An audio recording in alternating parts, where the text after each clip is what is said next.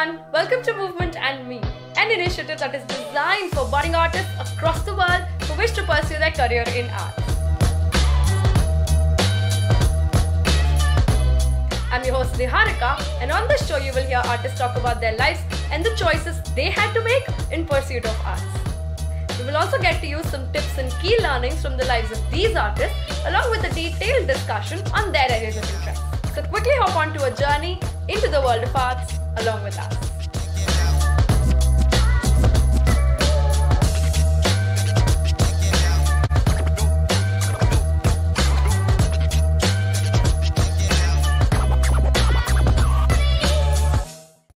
Hi everybody, welcome back to part 2 of the series with Vishal. I am so excited to be back. There is so much that we've done in part 1. We've talked about him wearing various hats. He also mentioned that he's a great chef. So anyone who knows Vishal personally or doesn't know Vishal, if you find him somewhere, just ask him out to dinner and make sure he cooks for you. So you at least experience his dining and cooking skills. The second thing is that we talked a lot about body. We talked about the different kinds of techniques that he has been learning over the years, the Graham, Horton, and Cunningham technique, the difference between all three. Why is it important to learn the history behind each of these techniques and even different dance styles for that matter? How is modern dance playing a role in Western contemporary dance today? How has it shaped Western contemporary dance to be what it is today? And also, how has Graham, Horton, and Cunningham in their own spaces helped modern dance and Western contemporary dance get to where they are right now? We've also, in the last bit, talked about social media. And why is it that social media dance might be different from if you are planning to pursue something long-term in the dance space? What are the different ways in which dance can be pursued as a profession? So if you've not watched part 1, feel free to jump back, go back to last week's video, watch it, go through all of the details and see what Vishal has shared with all of us. It's huge, it's a lot, and it's something that we all should definitely keep in our minds. On that note, Vishal, we jump right into part 2 of our interview series. I want to get started with one of my curiosities. This is about Flosion, which is a body conditioning program that you've created. Now, what is it about Flosion that makes it exciting? Why did you create Flosion? And how does it help people who are dancers and non-dancers alike to take care of their bodies? Well, the first thing that I saw when I came back to India is that there is a very rampant understanding of dance with very little knowledge about body. Okay. I feel that people, when they're dancing, I feel that they're actually looking like as if they're going to a war. Like there is no softness, there is no grace, there is no lightness and freedom. When I look at them, I feel more stiff. I get anxious when I look at them dancing. Okay. And which is why I realized that it is very important for a dancer to practice safe movement. Absolutely. And safe understanding of how to move the body. It's not just because कि हाँ मेरे पास एक body है और मैं उसको ऐसे करूँगा, but it feels nice in the beginning, but then inside what's happened is something that only the inside knows. Absolutely. And you will get to know it once you're in the 40s and the 50s, you know. So which is why I realized that it is very important to have a conditioning program for dancers and for even general people in general. And this is not just, Flosion is not just for dancers. It's for non-dancers as well. Yeah, it's for non-dancers as well. The basic and the most basic idea of wanting to have Flosion was so that people understand the awareness of safe movement, practice of safe movement. That's number 1. Number 2, Flosion also, I formulated it because I realized in Indian dance, and when I came back again to India and I tried to see Indian dancers dance, I felt that the dancers are more interested in creating shapes. Okay. Shape, shape, shape, shape. अच्छा, मैंने 1 किया, फिर 2 किया, फिर 3 किया, फिर 4 किया, फिर 5 किया. So for me, fine, you're creating shapes. But for me, the dance is not the dance of creating shapes. For me, the dance is from shape number 1 to shape number 2 to shape number 3. That distance that you cover between the first to the second, that is missing. And I feel that is the personality that lacks. And that is where we can show as an individual what we are in that transition of shape number 1 to shape number 2.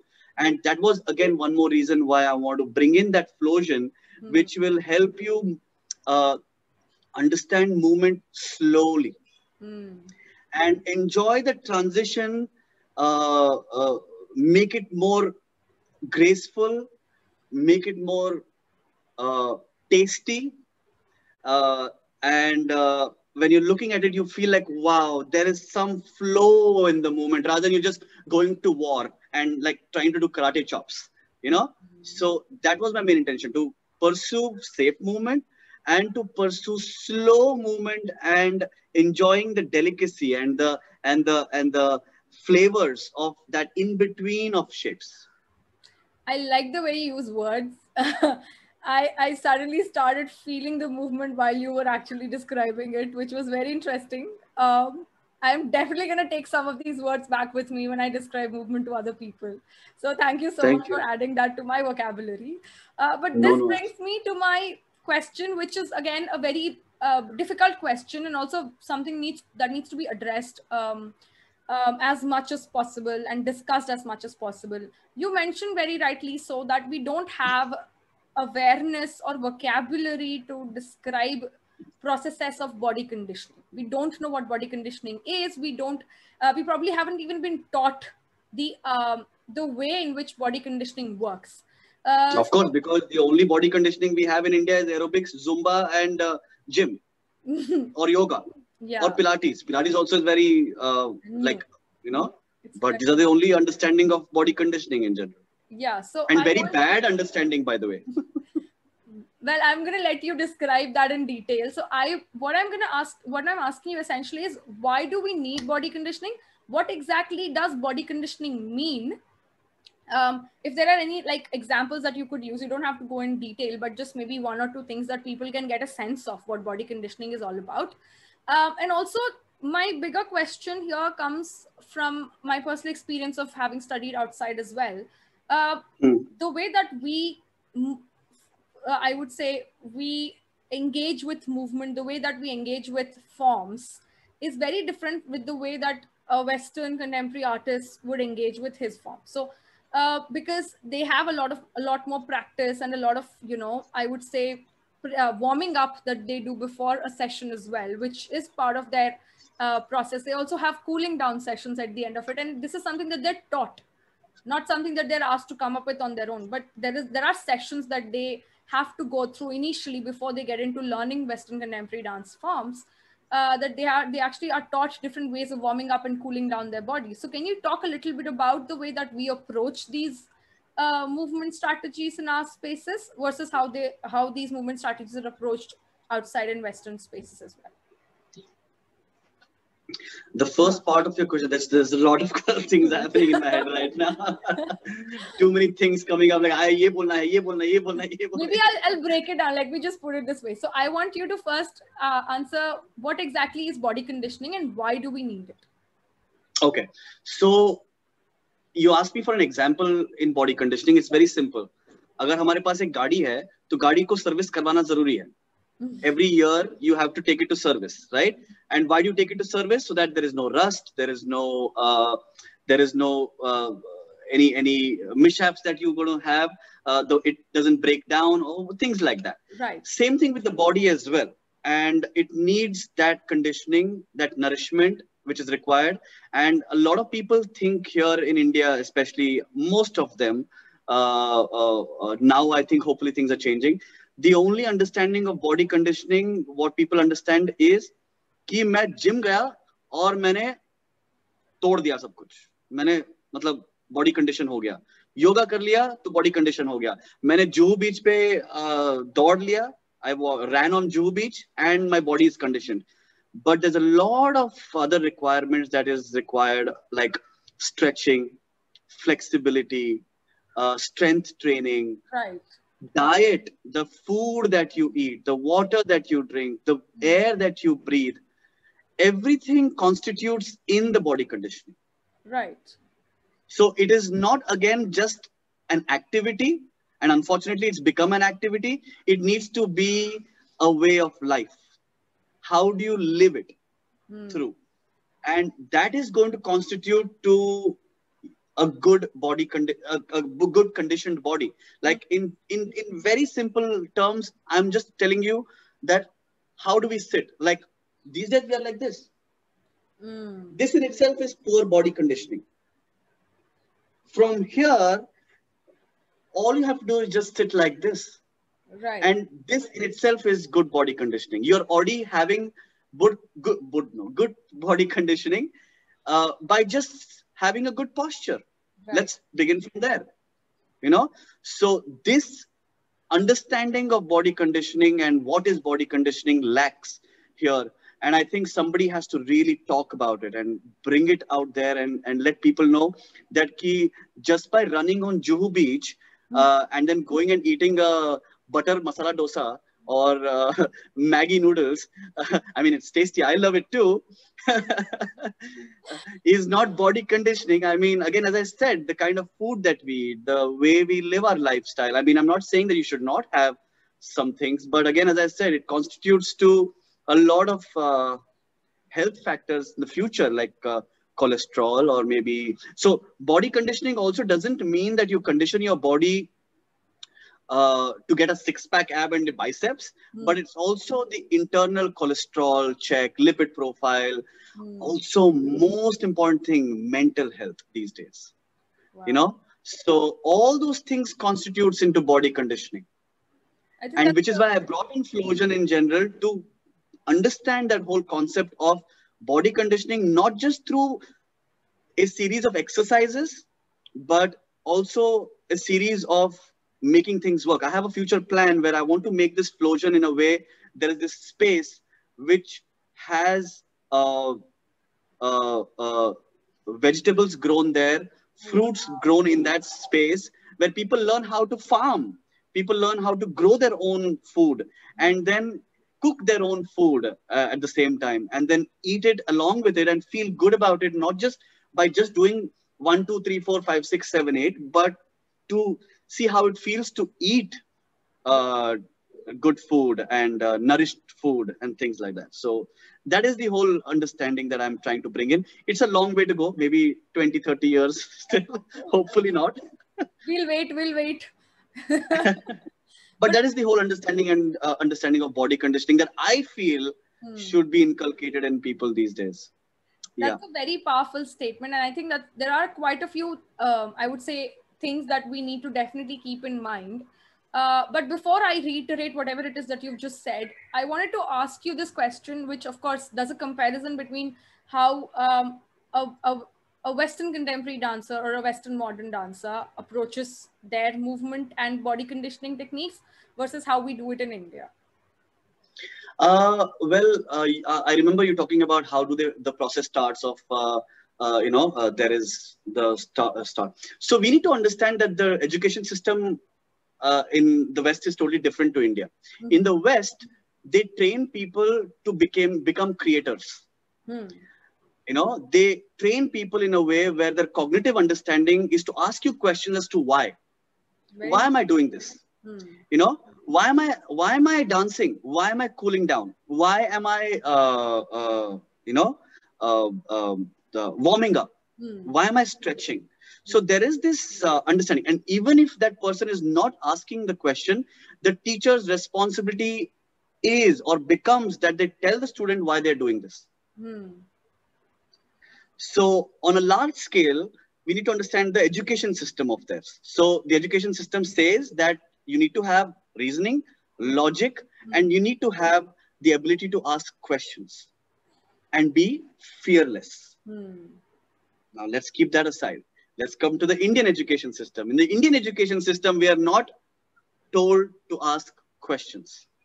We're not told to ask why. We are not building dancers or artists in a way to create something extraordinary, because there is no freedom. Because the Guru Shishya Parampara, unfortunately, comes to a point that जो गुरु बोलता है वही सही है और उसी को हमको करना है अगले पता नहीं 100 सैकड़ों साल. Which is great. If somebody wants to do that, it's absolutely fine. But my problem is that also give a choice, an opinion, to just be on the side. It's absolutely fine. Let me also live, no? Let me also be on the side. But the problem here is that they will completely shun you down. Immediately shun you down. So we need to understand the education system in general. But I completely digress from the question that you asked me. But this is very relevant, by the way. If you understand the education system and the culture, then you'll understand the pattern. But can you just repeat your question again about the Western and the cool down and the body process, right? So this is what it is. Yeah.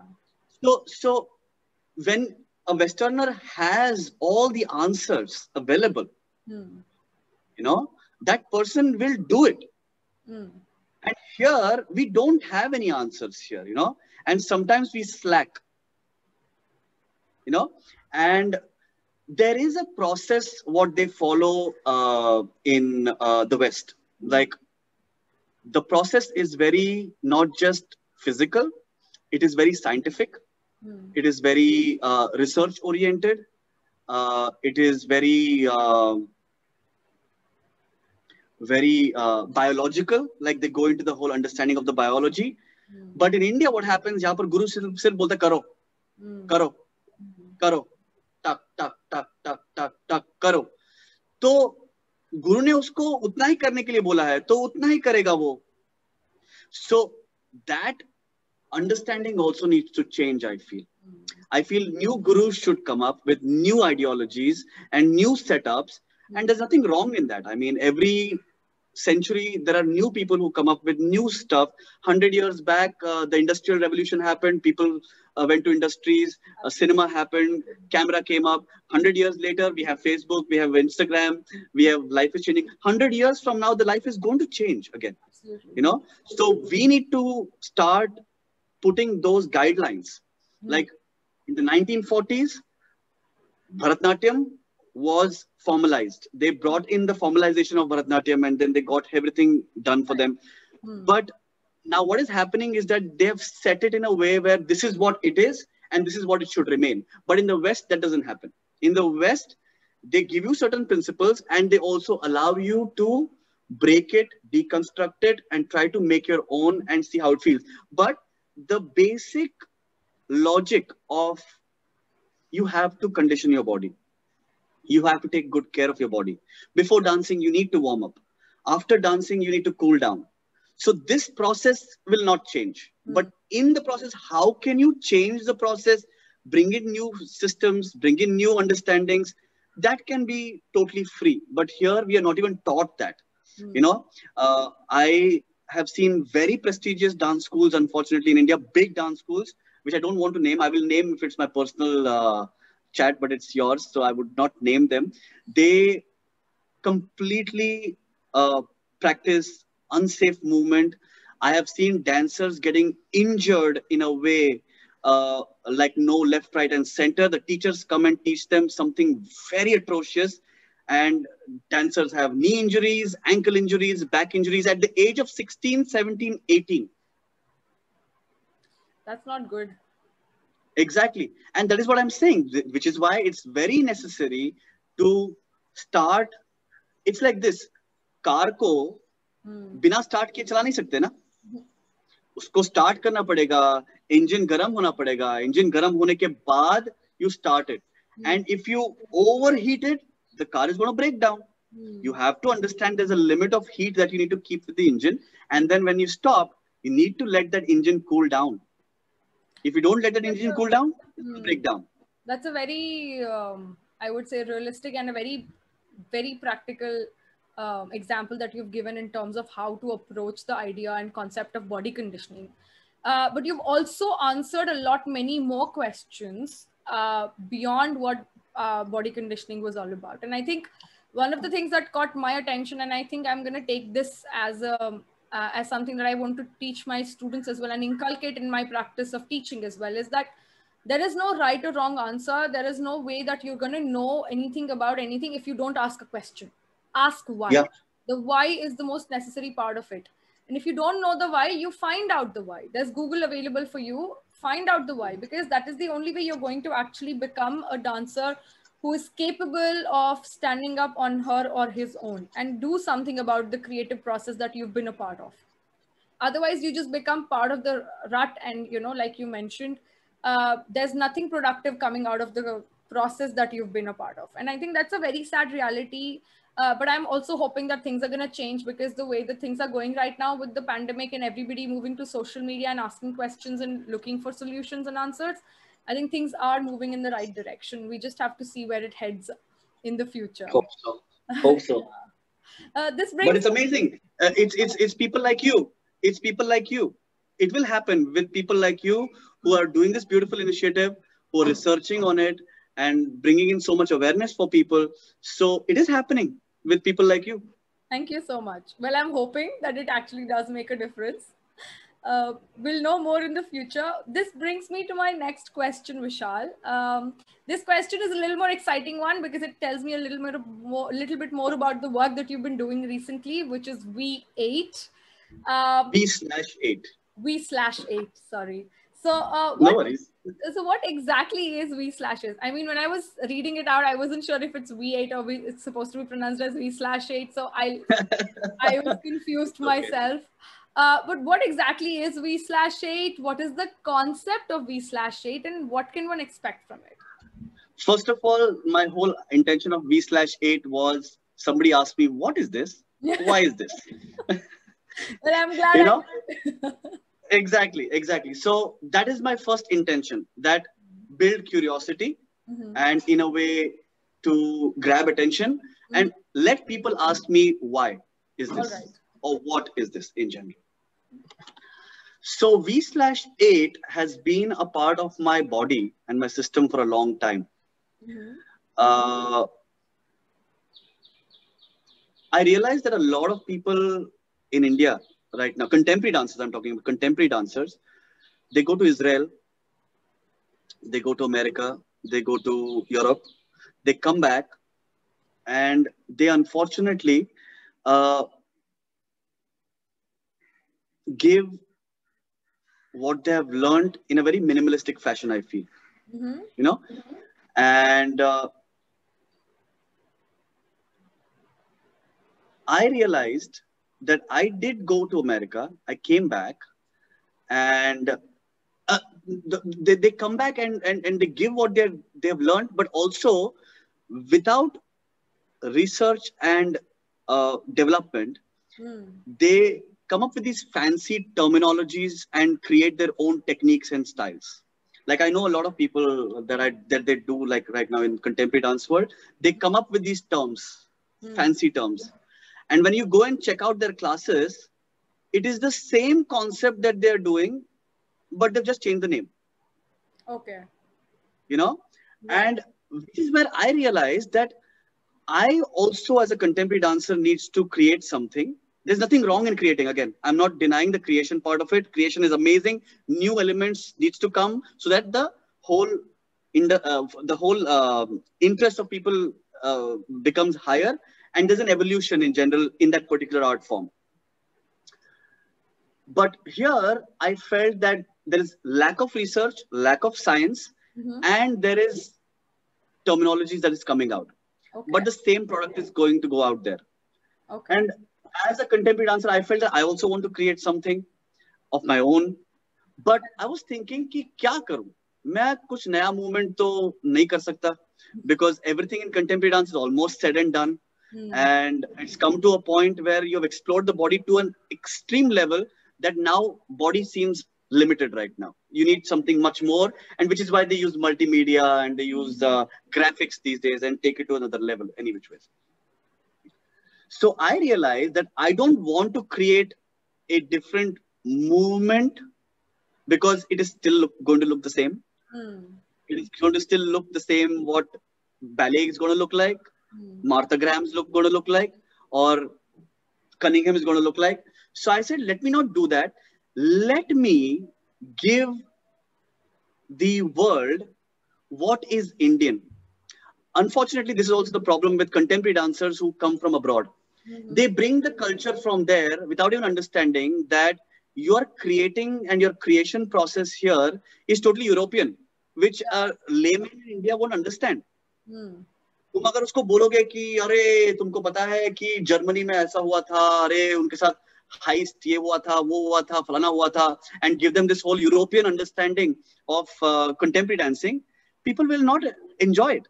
And which is why I realized that what do we have as Indians that we can give to the outer world with the understanding of Natya Shastra, the Bhava and the Rasa theory. So I read the Natya Shastra long time back, but I went back to it to check out what can be the possibility. And then with the Bhava and the Rasa theory, there was something magnificent that I really researched and trying to figure out with my body and what happens with my body. And there is some kind of freedom in the body. So it becomes more of the aesthetic understanding of the inside rather than the aesthetic understanding of the outside. So this basic understanding is that you can have any movement. So this is not a physical understanding, but more of a metaphysical understanding. Because everybody today, I am in full control of my body. But now there is no metaphysical understanding as to how do I create? What do I do? So I thought rather than me coming up with arrogant techniques and naye nuske, I thought let me come up with something that is relevant in terms of understanding the mind as to, again, questioning. V8 is a question in general as to why am I lifting my hand up? What am I trying to say with my hand which is lifting up? I know it's very boring, but it's not for everybody. It's not for Instagram dancers and YouTube dancers. You know, that is also fun. I love that. I have done that. I've been there. But this is a different understanding altogether, which is also required, I feel. Why am I lifting my hand? As opposed to, but why? What made you lift your hand up? What is that thought process? What is the intention? What was your intention to lift that hand up, and how did you come up to that position? How did you use your Anga and Pratyanga and your Upangas to come to that point? And I realized that I should not be one more contemporary dancer from the foreign land who comes and teaches foreign stuff, but also include our Indian elements, because I'm Indian at heart. I am Indian. That won't change till probably my body is burnt, you know. But I thought that it's very important for us to give an Indian approach to contemporary dance in general and see where it goes. So V8 is a question, also an Indian approach to contemporary dance or Western contemporary dance in general, so that they can understand that it's not just the aesthetic value of the external, but also the internal value, where what is happening is the audience being connected with just the beautification of what they're seeing, or they're actually connecting with what is happening in general. I think that's a very interesting way, because a contemporary has been in the past looked at as a form which focuses on just movement to describe emotions, but not necessarily include the bhava and the rasa components of it. There have been papers written on it where people have mentioned that the way that Indian classical dance forms are separated from ballet or in Western contemporary dance forms is in the sense that it has this bhava and rasa theory and components involved in it, which are somewhat, I would say, lacking or missing in the ballet. Of course, they have other elements that we don't have, but Absolutely. that's where they are different from each other. So this is a very interesting approach where Bhava and Rasa are brought in to, you know, merge with or play with or form connections with Western contemporary dance styles to see what comes out. And I think I would love to do a session, or in fact come to a couple of sessions with you and see how that actually unfolds, because this is a great and an exciting space to be a part of. And as a Bharatanatyam dancer, this is even more exciting for me, because this opens up a different possibility and a completely different world for me to see and experience. This is Yeah, also this is also the reason why, you know why? Because I've spoken to a lot of Indian classical dancers in the recent times, and I've realized that frustration that they have to break free, you know. And most people that I've spoken to, they're trying to break free and want to get into the contemporary dance space, but they also get scared to go into the contemporary dance space because they feel like, oh God, it is so alien. I have to start from scratch. I have to start from zero. But I feel this is also very interesting for an Indian classical dancer, because the moment the Indian elements of the Rasa and Bhava comes into picture, I think that they will feel comfortable. Oh, it's not alien. You yeah, can I actually think bring in that whole thing, yeah. and it becomes more fascinating and in a way interesting for the Westerners as well to understand this approach. And the Indians also will feel fearless in general to go and approach it because it is their own, Hmm. you I know. think that the Rasa and Bhava components definitely help, because one of the things that has been a difficulty for a dance, like an Indian classical dancer, to approach a Western contemporary form or ballet, even for that matter, is to disassociate themselves with emotions externally, at Yeah, least, like from the facial it's and about creating shapes, no, it's yeah, about creating the beauty in the shape. body and facial emotional components, because somewhat Western contemporary dance form in particular, at least, has separated itself from the emotional component. And now, of course, there are people who are stepping in and who are exploring this area where they bring the element of emotion back in. They talk about how Yeah, movement have emotions, and what are the ways in which yeah. incorporate emotion into the movement of Western contemporary dance style. So thank you so much for this. I do have two more questions before we finish the podcast, but the first one Please, is please. more is something that I've been waiting to ask you for a while. You and I've been talking, of course, off the record for a while about the way that things are unfolding during the pandemic and the way that things are actually happening on the ground. And one of the things that we did talk about was the space in which we are dancing today. Uh, the space that has changed, evolved, moved from, you know, where it was in the studio to now becoming a terrace, or our bedrooms, or even our balconies for that matter. So what I'm asking you as an artist, as a dancer who I've seen is dancing on terrace at his home, is how does it feel to be dancing in a terrace space versus dancing in a studio space? What is the difference in feeling? And how has your approach to movement changed? It feels free, it feels lighter, it feels bigger, and it feels less privileged and egoistic. Because I feel that dance. Yeah, you had something to say. No, I just am very curious. Go on. Yeah. So I feel that as I was telling you even before, that dance in general didn't start in the studios. No, it didn't. Studio is an ego. Studio is a privilege. Studio is a box, Mm-hmm. a structure. And we have put that dance in that structure. So the moment, and I have trained in that box for all this while until I reached this point of Corona where I came here and I felt suddenly free. And I realized all the books that I've read about dance as to where did dance come from. Dance came from those ritualistic ideas which happened in the open, Yeah. the gatherings that happened in the open, in the parks, in the jungles, in between the trees, birds, and everything. And it was so much more free and celebratory. And the intelligent man, the modern intelligent man, brought that from the jungles to a box and confined it, I feel. And the moment I went on the terrace and started dancing in the open, my movement started feeling more open, and I started feeling more and more long and tall, and felt that I could actually do anything that I want to do. That is a And that's a good way, by the way. which is why I always say this, that I felt so hypocritical at that moment, is because I always kept telling other people to come out of the box by being in a box. Hmm. We always talk about think out of the box, think out of the box, but we say all these things being in a box.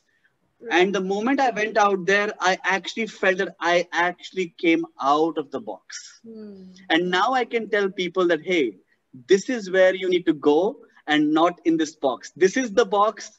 That is not the box. Hmm. And I think that's a very interesting point of view, because we hear more and more people talk about how a terrace space or a balcony, even for that matter, or even like you mentioned, a park, is not an appropriate space to dance in, versus a studio space, which is a little more appropriate to perform and dance in. It's But do again a you, very elitist idea. Very elitist idea. I think I have nothing else to add here in that case. It's a very elitist idea. I mean, A come on, mic drop it's moment. again that ego talking. Look at me. I have to go into the AC, get my hair, look into the mirror. When I started dancing, there were no mirrors. No, I didn't even know what a mirror was. no. I was dancing on cement floors. My knees are intact. My back is intact. Hmm. I am proper. I'm hale and hearty. And all these people who are dancing in the wooden floors and the marley floors with the AC on, they are having more damages, unfortunately. That is And back training, of course. But You know. why So, do you think that is happening? I mean, there is research, what of do you? course, I'm not going to deny. There is research that suggests that wooden floors are safer for dancers than, say, a marble floor or a cemented floor. But why do you think It's it's because happening of that the. people are actually getting more injured? It's because of the lack of understanding of the impact. Hmm. When I jump and I land on the floor, I need to be sensible enough to know how to land. It doesn't matter where I land. It really doesn't matter where I land. I need to understand how to land. Hmm. If I know how to land and how to stomp my foot on the floor, Hmm. and with what intensity and with what power, with what aggression, if I am going to be on a marble floor and I'm going to like slap my foot and jump and fall flat on the floor, my knees are going to get damaged. My lower back is going to get damaged. Absolutely. Building that understanding of how do you come and land? How do you land on the ball arch and the heel and not slamping Hmm. directly? All those little things, if you keep that in mind, how do you go down on the floor? Hmm. Are you going down on the floor directly on the knee, or are you going down the floor from your hip, holding your hand and going down onto the floor? How gracefully are you falling? If you're going to fall directly on a marble floor, even if you fall flat on a wooden floor, you're going to hurt. I agree. In fact, the marley floors have done more damage to me than a normal floor, because marley floors are so sticky that I cannot move. Yeah. I have skin tears. I have skin like the skin tears off my this one.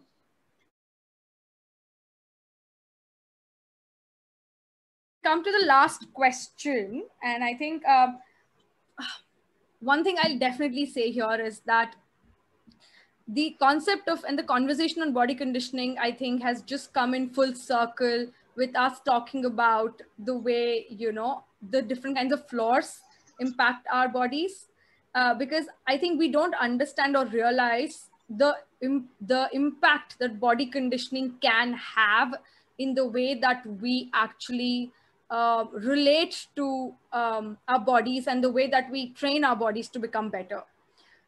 So I think that conversation on body conditioning has definitely come full circle. Thank you so much for all of this. It also no, you're totally welcome, Niharika. It's also the problem is that body conditioning does not just mean that you're conditioning your body, but you're also understanding the anatomy. Like people who are dancers, unfortunately don't even know how many links there are there in a spine. What is the knee made of? What is the lower back made of? They say lower back pain, lower back. How many muscles are there in the body? How many layers or tissues or the fascia? What is there in the body? What is connecting everything together? You know, That's a very so important point. if you don't know this, how will you even be able to dance? You know, it's very simple as that. It's like if a mobile phone person who makes this mobile phone doesn't know how to organize the chips, then this phone will never be able to function the way it is functioning. So if I am trying to make a phone, a product, and look so good and function and be functional, then I have to be understanding every aspect of my body, from how many links in a spine do I have, where is my body connecting from, what is holding me like this, how many muscles do I have, what tissues do I have here, what is my neck made of, and how many layers does my neck have. All those little understanding is very important. That is Now, true. this again, as I said, it doesn't make a difference for a YouTube dancer or if I have to post a reel on 15 seconds, it doesn't really matter. But if I really want to understand dance on the depth and a level where I really need to feel excited about it to a different level, then you need to understand all these things, I feel. I think that's a very powerful statement to make there. So anyone who's watching it, please feel free to reach out to Vishal. He teaches modern dance. He's also doing body conditioning work. He's also teaching V/8 technique for anyone who's interested.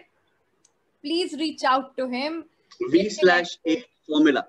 V/8 formula. There you go. I think he's very excited. So I would request you all to get in touch with him, get to know about it, and explore it. Vishal, this brings us to our last question of the podcast. Any key takeaways, any key lessons that you have learned that you would like to share with budding dancers out there? I mean, I feel like this question makes me feel like I have come to an end of my journey as a dancer. I feel like I'm old. I am no one to give any kind of advice to anybody or takeaway, or I think everybody has their own journey to travel. But my only suggestion would be, don't worry about the destination or how beautiful the destination would be, because if the journey is bad, the destination will not be enjoyed as much. So I feel that with Flowsion and with V/8 formula is what I'm coming to understanding of how to make it slow, how to transition, how to enjoy the in-betweens of the shapes. You know, I feel that that is very important. So I would suggest that don't think too much, be fearless and ask questions. Be fearless and first of all say why. There's nothing wrong in it. You might disagree, you might agree, you might, not be right, but always ask why. And that will also show in your movement how free and how light you are. Absolutely. And the journey is very important than the destination. And always be truthful, honest with whatever you want to say. Be very honest of who you are. And that honesty, if you're saying it with honesty, it will automatically go and connect to the other person. You don't have to overdo it, underdo it, whatever it is, underplay, overplay, whatever the terminology is. And the most important lesson that I have learned from my teacher is belief and patience. If you believe in what you really want to do and what your truth is, what your journey is, what your destination is, your question is, what you're fearless about, it is definitely worth it. But you need to believe in it completely. And just by believing in it doesn't mean that it will happen immediately. Of course. It's not 2-minute Maggi noodles. That's there is no button. There is no red pill, blue pill. Need to have patience. Need to have patience. and patience will take you places. Again, patience also will make you feel light. Patience will also get through the situation that we are in. Mm-hmm. And yeah, so I think that is the takeaway suggestion I would like to tell all the dancers out there. I think just be patient and believe in yourself and be fearless and speak your truth. That is amazing, Vishal. Thank you so much. Thank you so much for being here with us. I am so sorry. My camera just keeps giving up on us. Technical glitch. It's okay. It's okay. But I'm going to say this once at the end. I have really learned a lot in this episode. I have enjoyed every bit of it, and I have definitely grown more excited to experience V/8 formula myself. And I'm definitely going to enroll myself at least for one session on modern dance classes to see and learn it for my own self. And, you know, as a dancer, it is always good to have experiences that you've not had before. I think mine's going to be the first in modern dance technique from you. So thank you so much for being here with us. Thank you so much for having so much of patience and, you know, participating in the entire interview series. It was amazing to have you. Thank you so much, Niharika. I think you're doing a fantastic job. This is the young people that we require to do such amazing work that you're doing.